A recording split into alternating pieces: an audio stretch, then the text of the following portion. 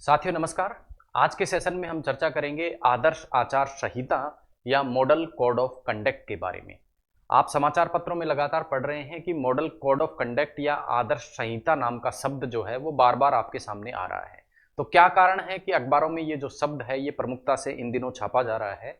तो उसका कारण है भारत के 5 राज्यों में होने वाले विधानसभा चुनाव। तो हम कह सकते हैं आदर्श आचार संहिता या मॉडल कोड ऑफ कंडक्ट चुनाव से संबंधित एक शब्द है जो चुनाव से जस्ट पहले, चुनाव के प्रारंभ होने से पहले अक्सर अखबारों में हमें देखने को मिलता है। तो आज के सेशन में हम समझेंगे कि आदर्श आचार संहिता आखिर होती क्या है, कब इसे लगाया जाता है, किसके द्वारा इसको जारी किया जाता है और आदर्श आचार संहिता लग जाने का किस प्रकार का प्रभाव पड़ता है और किस प्रकार के सुधारों की या बदलावों की आवश्यकता इस मॉडल कोड ऑफ कंडक्ट या आदर्श आचार संहिता में आवश्यक है। तो आइए बिना देरी के सेशन को स्टार्ट करते हैं और सबसे पहले हम बात करते हैं मॉडल कोड ऑफ कंडक्ट चर्चा में क्यों है। तो जैसा हमने हमारी इंट्रोडक्शन में बात की थी कि मॉडल कोड ऑफ कंडक्ट जो चर्चा में है उसका कारण है इसका रोज अखबारों में इस शब्द की चर्चा होना, और चर्चा होने का कारण आप सभी लोगों को मालूम है, भारत में 5 राज्यों में चुनाव जिसमें से राजस्थान भी एक है। तो ये कारण है इसके चर्चा में रहने का। दूसरा, आदर्श आचार संहिता या मॉडल कोड ऑफ कंडक्ट आखिर होती क्या है। तो model code of conduct actual में जो भारत का निर्वाचन आयोग है, भारत का इलेक्शन कमीशन ऑफ इंडिया जो है, इलेक्शन कमीशन ऑफ इंडिया द्वारा दिशा निर्देशों के कुछ नियम या दिशा निर्देश जारी किए जाते हैं, नियम या दिशा निर्देश जारी किए जाते हैं। और ये नियम या दिशा निर्देश किसके लिए होते हैं? एक तो उन लोगों के लिए जो चुनाव लड़ने जा रहे हैं, उन लोगों के लिए कुछ नियम होते हैं। दूसरा, पॉलिटिकल पार्टीज के लिए कुछ नियम होते हैं। तो कुल मिला के हम कह सकते हैं आदर्श आचार संहिता नियमों का एक समूह होता है जो कि इलेक्शन कमीशन ऑफ इंडिया या भारत निर्वाचन आयोग द्वारा जारी किया जाता है। किसके लिए जारी किया जाता है? नेताओं के लिए और पॉलिटिकल पार्टीज के लिए ये जारी किया जाता है। अब क्यों जारी किया जाता है इसको भी हम आगे देखने वाले हैं। फिलहाल हमने देखे कि आदर्श आचार संहिता एक्चुअल में है क्या। तो नियमों का एक समूह है। किसके द्वारा बनाए गए नियम होते हैं? ये निर्वाचन आयोग द्वारा बनाए गए नियम है। तो यहाँ स्पष्ट रूप से एक बात हमारे सामने आती है कि ये केवल नियम है जो कि किसके द्वारा बनाए गए हैं? ये नियम बनाए गए हैं निर्वाचन आयोग द्वारा। तो ये सबसे पहली चीज तो आपको ये जानना होगा, ये कोई कानून या विधि नहीं है, किसी प्रकार का कानून या किसी प्रकार का लॉ नहीं है, केवल नियम है, रूल्स हैं जो इलेक्शन कमीशन ऑफ इंडिया द्वारा चुनाव के समय जारी किए जाते हैं। तो नियम नहीं है, नियम है, कानून नहीं है, लॉ नहीं है। तो लॉ को एनफोर्स करवाने वाली एजेंसी यानी पुलिस इस मामले में किसी भी व्यक्ति को सजा नहीं दे सकती। क्यों सजा नहीं दे सकती? क्योंकि ये आदर्श आचार संहिता कोई कानून तो है नहीं जिसकी पालना की जिम्मेदारी पुलिस पे और उसको तोड़ने पर पुलिस सजा दे दे। तो इसकी पालना की जिम्मेदारी फिर किस पे है? पुलिस पे नहीं है। तो इसकी पालना की जिम्मेदारी इसे जारी करने वाली संस्था भारतीय निर्वाचन आयोग पर ही है। और भारतीय निर्वाचन आयोग इसको क्या करवाने के लिए, लागू करवाने के लिए या इसकी पालना करवाने के लिए अपने अधीनस्थ सभी सरकारी अफसरों को क्या देता है? निर्देश देता है, जिसे ही हमने किस रूप में जाना था? आदर्श आचार संहिता के रूप में जाना था। अब पालना की जो जिम्मेदारी है वो ऊपर तो किस पे है? इलेक्शन कमीशन ऑफ इंडिया पर है। लेकिन क्या इलेक्शन कमीशन ऑफ इंडिया, जिसकी संरचना को हमने देखा था कि इलेक्शन कमीशन ऑफ इंडिया में एक तो क्या होता है? चीफ इलेक्शन कमिश्नर होता है, सीईसी, और उसके अलावा 2 इलेक्शन कमिश्नर होते हैं। तो क्या ये 3 लोग ही पूरे भारत में घूम घूम कर आदर्श आचार संहिता को लागू करवा देंगे? तो इसका उत्तर है नहीं, ऐसा पॉसिबल नहीं है। तो इसके लिए इन पूरा जो सरकारी तंत्र है वो चुनावों के समय इलेक्शन कमीशन के अधीन आ जाता है और जिलों में कलेक्टर या डिस्ट्रिक्ट मजिस्ट्रेट जो होता है वो उसके ऊपर ये जिम्मेदारी होती है कि वो आदर्श आचार संहिता की पालना करवाए। तो ये तो बात हुई आदर्श आचार संहिता क्या है उसकी। अब आदर्श आचार संहिता जैसा हमने देखा नियमों का एक समूह है। तो इसके लिए नियमों का एक समूह या मैनुअल जारी किया जाता है इलेक्शन कमीशन ऑफ इंडिया के द्वारा। अब इन नियमों में होता क्या क्या है?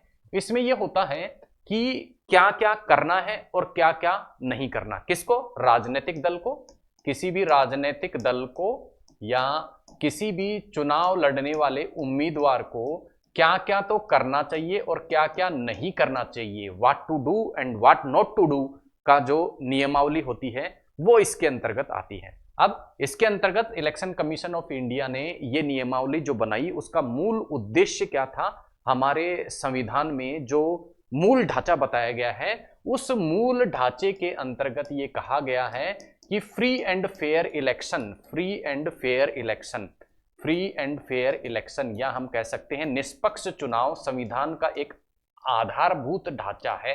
तो इस निष्पक्ष चुनाव जो कि लोकतंत्र का आधार है, लोकतंत्रात्मक शासन प्रणाली का आधार है, इस लोकतंत्रात्मक शासन प्रणाली के आधार को मजबूत करने के लिए और निष्पक्ष चुनाव कराने के लिए नियमों का समूह जारी किया जाता है, जिससे कि मतदाता अपने मतदान का अधिकार का प्रयोग करने में किसी प्रकार के भय या लालच में न रहे।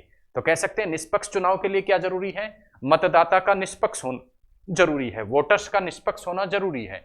और वोटर्स को निष्पक्ष होने के लिए यह जरूरी है कि वोटर दो चीजों से दूर रहे। किस चीज से दूर रहे, एक तो डर से दूर रहे, ठीक है, और एक किसी प्रकार के लालच से दूर रहे। तो इस डर और लालच दोनों से दूर रखने के लिए क्या किए जाते हैं, निर्देश दिए जाते हैं। और कुछ प्रकार के जो निर्देश सामान्यतः दिए जाते हैं आदर्श आचार संहिता में, उनके अंतर्गत आदर्श आचार संहिता जिस दिन से लागू होती है उस दिन के पश्चात कोई भी जो उम्मीदवार है, कोई भी उम्मीदवार है, वो अगर कोई भी रैली करेगा तो उस रैली के लिए इलेक्शन कमीशन ऑफ इंडिया की क्या लेगा, परमिशन लेगा, पहली चीज। दूसरी चीज, रैली में किसी प्रकार का भड़काऊ भाषण वो नहीं देगा, ठीक है, भड़काऊ भाषण नहीं देगा, किसी पर जातिगत हमला नहीं करेगा, किसी पर व्यक्तिगत हमला नहीं करेगा। नंबर 3, अब जब भी निष्पक्ष चुनाव की बात आती है तो निष्पक्ष चुनाव कब रहेंगे, जब सभी राजनीतिक दलों की स्थिति क्या हो, बराबर हो। लेकिन राजनीतिक दल जो कि सत्ता में रहता है, जैसे फॉर एग्जांपल राजस्थान का यदि हम बात करें तो कांग्रेस अभी क्या है, सत्ता में है, तो वो राजनीतिक दल जो कि सत्ता में रहता है उसके पास में सारी सरकारी मशीनरी का नियंत्रण रहता है। तो इलेक्शन कमीशन ऑफ इंडिया का यहाँ ये मानना है कि सरकारी तंत्र पर नियंत्रण रहने के कारण वो दुरुपयोग कर सकता है, किसका, अपने सरकारी तंत्र का। इसलिए जो सत्ताधारी दल हैं उस सत्ताधारी राजनीतिक दल को अन्य दलों की बराबरी की स्थिति पर जाने के लिए, लाने के लिए इलेक्शन कमीशन ऑफ इंडिया सरकारी तंत्र पर जो नियंत्रण है किसका, सत्ताधारी दल का, उस नियंत्रण को हटा देता है। कैसे हटा देता है, सभी मंत्री और मुख्यमंत्री को जो सुविधाएं प्राप्त होती हैं, जो सरकारी सुविधाएं प्राप्त होती हैं, सरकारी वाहन अपने पद के कारण प्राप्त होते हैं, उन वाहनों को आदर्श आचार संहिता लागू होते ही उन्हें क्या कराना पड़ता है, जमा कराना पड़ता है। साथ ही साथ जितनी भी प्रकार की नई योजनाएं सत्ताधारी दल द्वारा चालू की जानी है उन पर रोक लग जाती है। नई योजनाएं, नए रिक्रूटमेंट पर क्या लग जाती है, रोक लग जाती है। तबादलों पर रोक लग जाती है। क्यों लग जाती है, क्योंकि इनके माध्यम से मतदाताओं को लुभाया जा सकता है। लुभाया जा सकता है तो मतदाता किसमें आ सकता है, लालच में। जो तो चुनाव क्या नहीं होंगे, निष्पक्ष नहीं होंगे। तो डर नहीं होना चाहिए, लालच नहीं होना चाहिए। तो इसके लिए क्या किया जाए, पैसों का जो पैसे देकर जो लालच दिया जाता है वोटर्स को, या शराब देकर, उस पर भी क्या लगाता है, आदर्श आचार संहिता लागू होने के साथ में ही क्या लग जाती है, रोक लग जाती है। किसी प्रकार की नई भर्ती पर रोक लग जाती है, नई प्रकार की योजनाओं पर क्या लग जाती है, रोक लग जाती है। ये सभी कार्य आदर्श आचार संहिता लागू होने के बाद मोटे तौर पर, हालांकि बहुत बड़ा नियमों का ये समूह है जिसमें बहुत सारे नियम दिए गए हैं, लेकिन मोटे तौर पर ये चीजें हमें आदर्श आचार संहिता लग जाने के पश्चात देखने को मिलती है। मुख्य रूप से अंकुश लगाया जाता है सत्ताधारी दल पे, और सत्ताधारी दल को अन्य राजनीतिक दलों की बराबरी की स्थिति में लाने का प्रयास किया जाता है, और सरकारी तंत्र का वो किसी प्रकार से दुरुपयोग ना कर पाए, ऐसा प्रयास यहाँ इलेक्शन कमीशन ऑफ इंडिया करता है। उसके पश्चात नेक्स्ट जो बिंदु है उस पर हम बात करेंगे कि ऐसी क्या आवश्यकता होती है कि आदर्श आचार संहिता लगा दी जाए। तो आदर्श आचार संहिता लगाने की आवश्यकता, जैसे हमने पिछले स्लाइड में देखा था कि कोई एक राजनीतिक दल क्या होता है, सत्ताधारी होता है। अब ये सत्ताधारी जो राजनीतिक दल है उसके पास में सारी की सारी सरकारी मशीनरी का नियंत्रण होगा। तो ये क्या कर सकता है, उस सरकारी मशीनरी से, सरकारी जो तंत्र होता है उसके माध्यम से क्या कर सकता है, जस्ट चुनाव से पहले नई योजना ला देगा, नई भर्ती ला देगा, नई योजना, नई भर्ती, ठीक है, और भी तरह तरह के जब काम करने लग जाएगा तो क्या होगा, मतदाता क्या हो जाएगा, मतदाता प्रलोभन में आ जाएगा और जैसे ही मतदाता प्रलोभन में आ गया, इसका मतलब उसने तटस्थता को त्याग दिया। ठीक है, तटस्थता को त्यागते ही इसका मतलब चुनाव निष्पक्ष नहीं रह गए। तो पहली तो यह आवश्यकता हो गई। दूसरी, चुनाव में अपराधीकरण को रोककर, किसी व्यक्ति को डरा कर वोट ना करवा लिया जाए, उस अपराधीकरण को रोकने के लिए, साथ ही साथ धन और बल के दुरुपयोग को रोकने के लिए चुनाव में इस आदर्श आचार संहिता की आवश्यकता है। तो ये तो हुई आवश्यकता की बात कि क्यों इसकी आवश्यकता है। नेक्स्ट, अब ये आदर्श आचार संहिता जिसकी हम इतनी देर से बात कर रहे हैं कि ये लागू कब होती है, क्या कोई फिक्स तारीख होती है इसकी कि इस तारीख से आदर्श आचार संहिता लागू हो जाएगी? तो जी नहीं, कोई भी फिक्स तारीख इसकी नहीं होती। ऐसा हो सकता है कि अलग अलग चुनाव में अलग अलग तारीख को, जैसे इससे पिछले जो चुनाव थे उसमें हो सकता है आचार संहिता लगने की तारीख कुछ और हो, इस बार के चुनाव में कुछ और हो, और अगले चुनाव में कुछ और हो। तो आदर्श आचार संहिता जो लागू होने की तारीख होती है वो कब होती है? जब इलेक्शन कमीशन ऑफ इंडिया जिस डेट को, जिस दिनांक को, जिस डेट को चुनाव कार्यक्रम घोषित कर दे, चुनाव कार्यक्रम घोषित करे कि इस डेट को चुनाव होगा, ये घोषणा जिस दिन इलेक्शन कमीशन ऑफ इंडिया कर देता है उसी दिन से आचार संहिता लागू हो जाती है। और कब तक लागू रहती है? ये लागू रहती है कब तक? जब तक चुनाव का परिणाम घोषित न कर दिया जाए। यानी चुनाव की तारीख घोषित करने से लेके परिणाम घोषित करने तक की जो अवधि रहती है उसमें आदर्श आचार संहिता क्या रहती है? लागू रहती है इलेक्शन कमीशन ऑफ इंडिया के माध्यम से। अब इलेक्शन कमीशन ऑफ इंडिया जो ये आदर्श आचार संहिता लागू करता है, ये न केवल एमपी के चुनाव में अपितु एमएलए के चुनाव में, यानी चाहे एमपी के चुनाव हो या एमएलए के चुनाव हो, विधानसभा के चुनाव हो चाहे लोकसभा के चुनाव हो, दोनों में ही ये आदर्श आचार संहिता जो है वो लागू होती है। उसके बाद दूसरी चीज है कि इस आदर्श आचार संहिता जिसको इलेक्शन कमीशन ऑफ इंडिया ने लागू कर दिया, उसको मनवाने का कार्य, उसकी पालना करवाने का कार्य कौन करता है? तो जैसे हमने पहले चर्चा की थी, इलेक्शन कमीशन ऑफ इंडिया ये दिशा निर्देश जारी कर देता है, लागू हो जाती है क्या? आदर्श आचार संहिता। लेकिन इसको जिले में लागू करवाने का जो कार्य है वो किसके पास में होता है? जिला कलेक्टर के माध्यम से। तो जिला कलेक्टर अपने अधीनस्थ अधिकारियों के माध्यम से ये सुनिश्चित करता है कि आदर्श आचार संहिता की पालना हो। लेकिन साथ ही इलेक्शन कमीशन ऑफ इंडिया द्वारा कुछ ऑब्जर्वर भी इस विषय में लगाए जाते हैं, और ये ऑब्जर्वर ये सुनिश्चित करते हैं कि जिला कलेक्टर द्वारा जिले में क्या कराई जा रही है? आदर्श आचार संहिता की पालना सुनिश्चित करवाई जा रही है, सही रूप में करवाई जा रही है। ये बात हुई कि आदर्श आचार संहिता को लागू किस प्रकार से और कौन करता है। अब जैसा मैंने आपको बताया, डीएम के द्वारा, कलेक्टर के द्वारा आदर्श आचार संहिता की पालना सुनिश्चित की जाती है।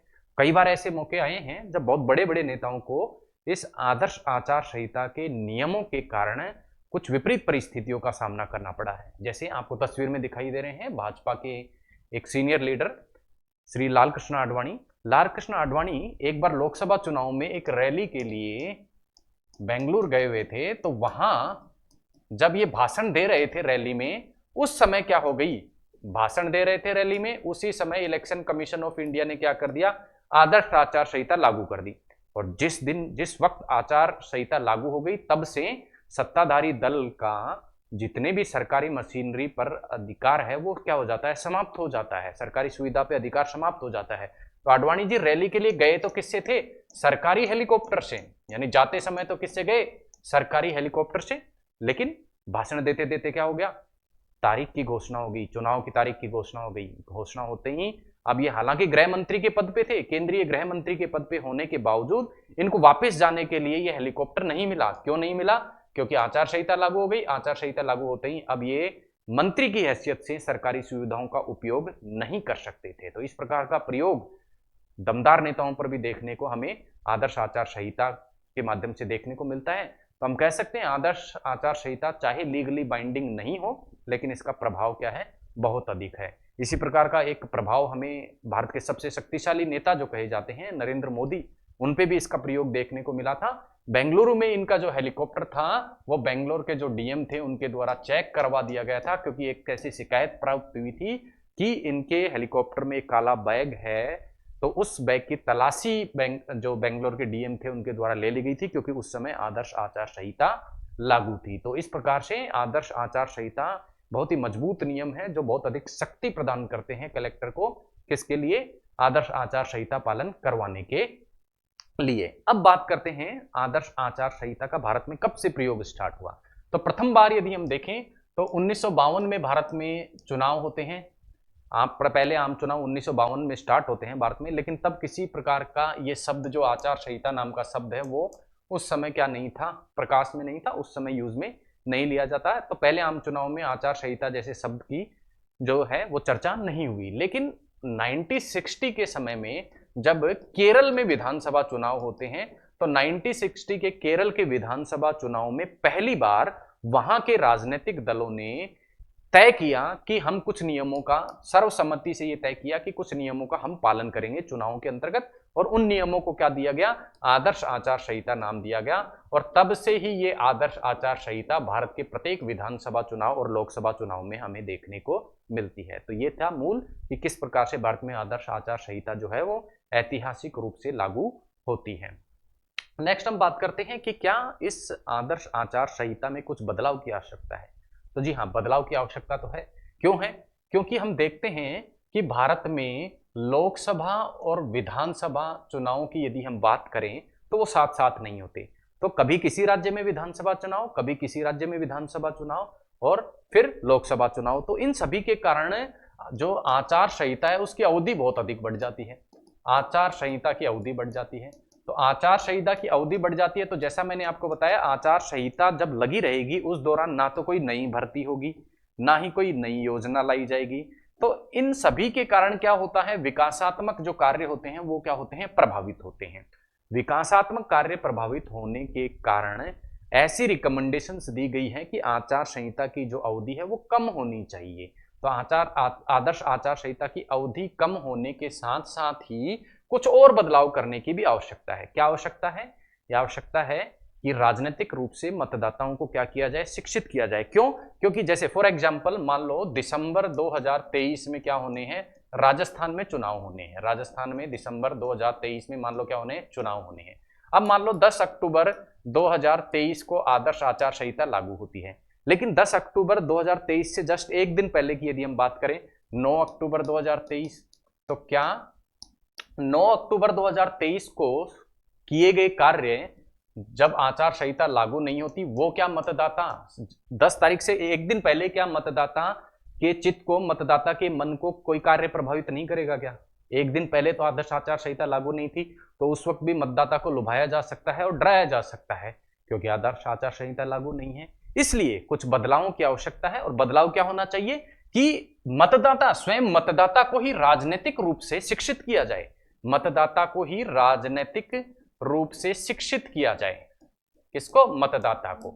और शिक्षित किया जाएगा तो क्या होगा, मतदाता या वोटर को साफ साफ समझ में आने लग जाएगा कि कुछ नई योजनाएं या नए प्रकार के कार्य सत्ताधारी दल के द्वारा किए जा रहे हैं, क्या वो वास्तव में विकासात्मक कार्य हैं या फिर मतदान के दौरान लुभाने के लिए ये कार्य किए जा रहे हैं। तो जब राजनीतिक शिक्षा दी जाएगी, राजनीतिक रूप से शिक्षित होंगे मतदाता, तो उनको स्वतः ही क्या होगा, इस चीज का ज्ञान होगा कि कौन से जो कार्य हैं वो अच्छे हैं सरकार के द्वारा किए जाने वाले, और कौन से केवल मतदान के दौरान प्रभावित करने के लिए किए जा रहे हैं। साथ ही साथ शिक्षित होने से क्या होगा, मतदाता जो होंगे वो किसी प्रकार से धन या बल के प्रभाव में अपने मत का प्रयोग नहीं करेंगे। तो पहली चीज तो इस प्रकार से बदलाव की आवश्यकता है। दूसरी चीज, राजनीतिक दलों को भी क्या करना पड़ेगा, राजनीतिक दलों को भी अपनी नीतियों में कुछ परिवर्तन करना चाहिए। यहाँ पे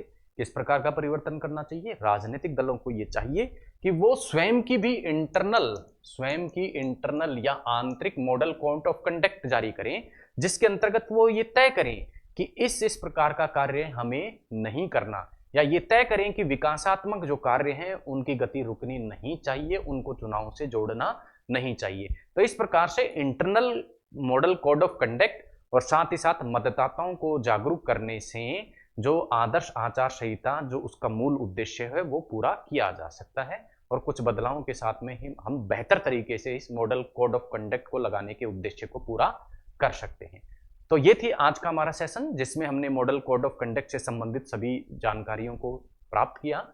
तो कुल मिला के हम कह सकते हैं आदर्श आचार संहिता सभी राजनीतिक दलों द्वारा सर्वसम्मति से डिसाइड किए गए कुछ नियम हैं जिनकी पालना इलेक्शन कमीशन ऑफ इंडिया के माध्यम से जिले के कलेक्टर के द्वारा कराई जाती है। मिलते हैं अगले सेशन में किसी नए विषय के साथ में, तब तक के लिए धन्यवाद। जय हिंद।